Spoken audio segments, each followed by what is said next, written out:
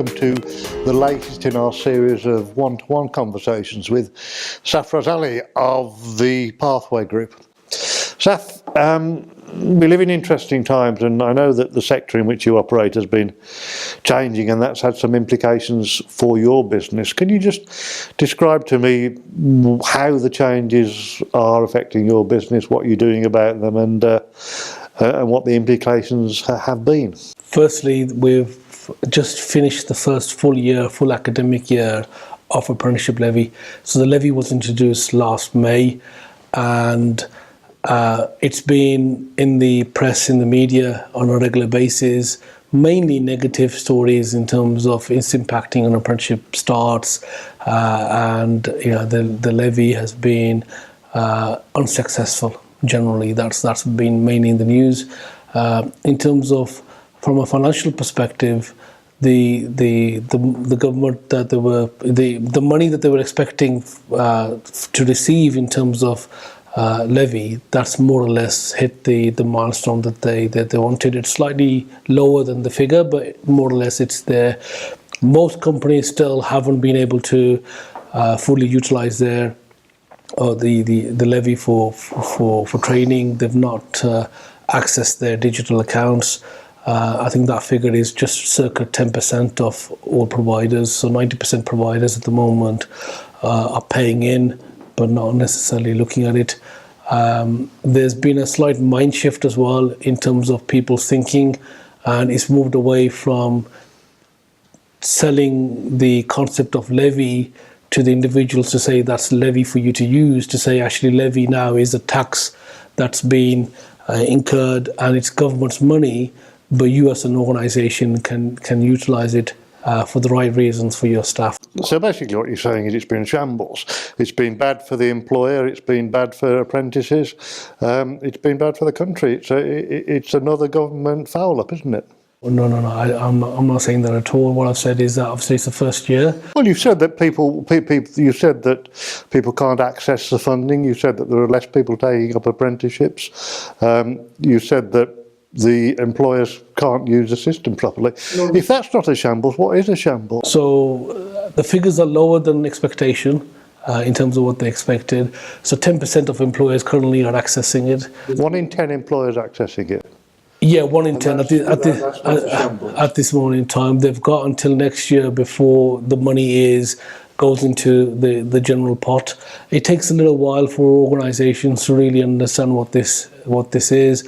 What I would say is that the biggest success is that now learning and development is a conversation in the boardroom. So rather than a conversation which was more in the background, it's actually a conversation now that's at the forefront of organisations. Organisations are now making a conscious decision in terms of apprenticeships. It's definitely promoted apprenticeships in the right way. They're seeing it as a decision where they're investing, where previously with free funding available for all.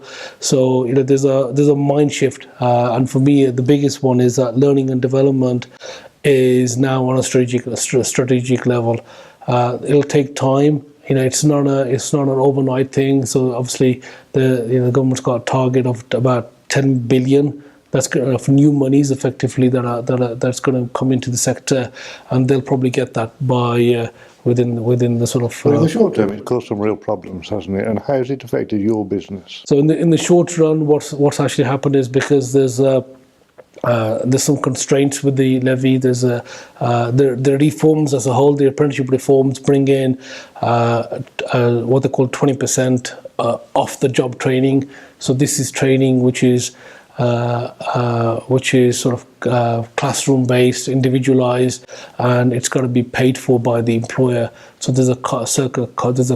So certain professions, that model isn't really suited. It's not easy to apply that model. In other areas, it's easier. So for example, with the care profession, particularly domiciliary care workers, what you're finding is it's harder for them to comply within the rules.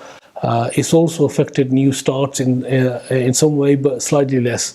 So what we found is that new starts have they're still steady and they're growing, But in terms of using apprenticeships for existing staff, that's been where the biggest decline is, and that's mainly because they've got to pay 10% contribution. So to come back to the original question, how has it affected your business? What have you had to do to cope with this consequences of this? So as an organisation, we've decided to change in terms of our offering. So before we were working very closely with SME businesses and trying to vacancy match. And what we find now is that vacancy matching service is hard for us to get a return on. So for now, at this moment in time, we're shifting our focus to work with levy employers and putting more effort with the larger businesses so we can actually service them better. We're shifting our focus away from the SMEs, because some SMEs have gone into when I say SMEs, really mainly micro businesses, where it's really the ones and twos which are harder to service, harder to get a return from, and it's just a matter of reshifting the focus. We're fully supportive of the apprenticeship as a business mechanism for us, or the business for us. Okay, but SMEs, I mean, we mean small and medium-sized enterprises, which are businesses under 250 employees, or that's the way it's defined.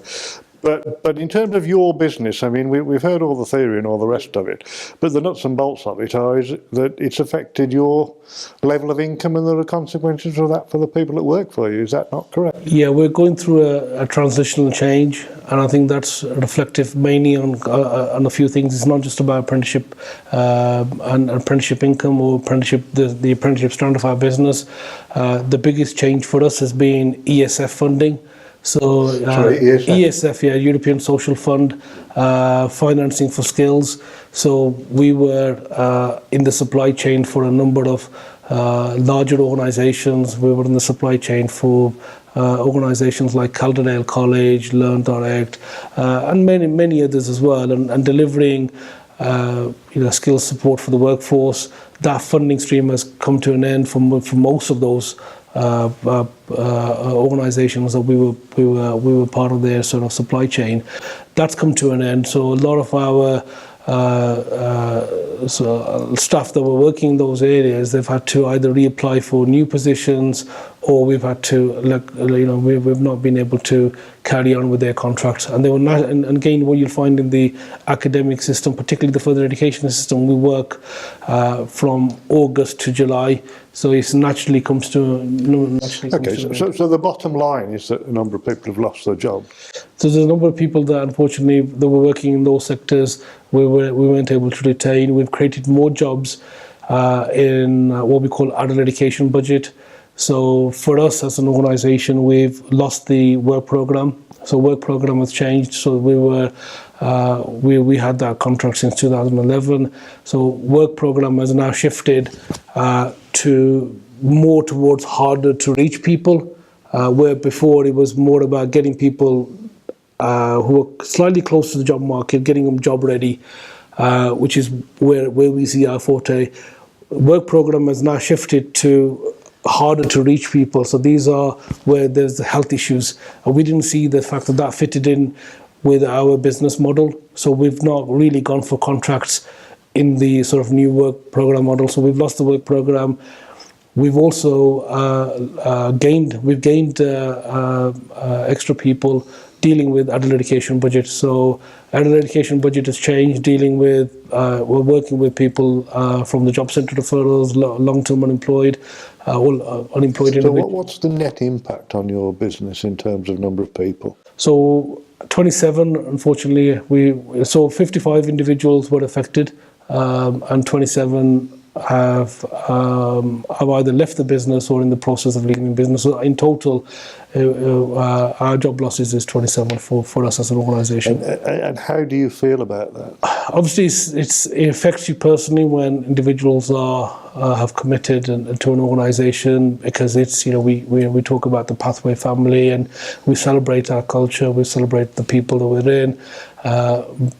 unfortunately, the size of the business and what we've had to do, we've had to change that, and we've gone through a process of consultation. We've gone through a process of working with these individuals, and in some cases, we're still working with them in terms of either reskilling them and working with them in terms of actually, getting them back into the job market.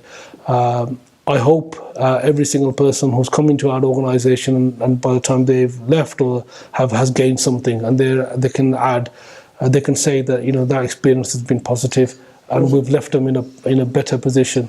So essentially, I mean, to save a body, sometimes you have to amputate a limb, but that's scarce little consolation for people that, when you lose a job, you don't just lose the job as an individual, but your family are affected, your children are affected, and all the rest of it. And that must be one of the downsides of being a businessman, an entrepreneur. Yeah. The sector itself, I would say, is growing. What we're finding is more employers are coming into the sector. So the employers are looking at becoming or have become employer training providers, are embracing delivering skills themselves. So what we're finding is that the individuals with the skill sets that they have are still in demand, and the experience that they have with us and what they've learned with us, and they're in a much better position, because what you're finding is not necessarily just not necessarily just learning providers and colleges who are after those skill sets, but employers directly. Employers are now in the driving seat with regard to apprenticeships. They're now having to. They've got much more control. They control the funds, and some employers are embracing the opportunity of becoming an employer provider and actually employing and running training businesses and running training centres. And I said earlier on, the learning and development professional and the learning and development people and the whole industry is now discussed at a strategic level. And so as a sector itself, it's actually risen, and there's more opportunities for people.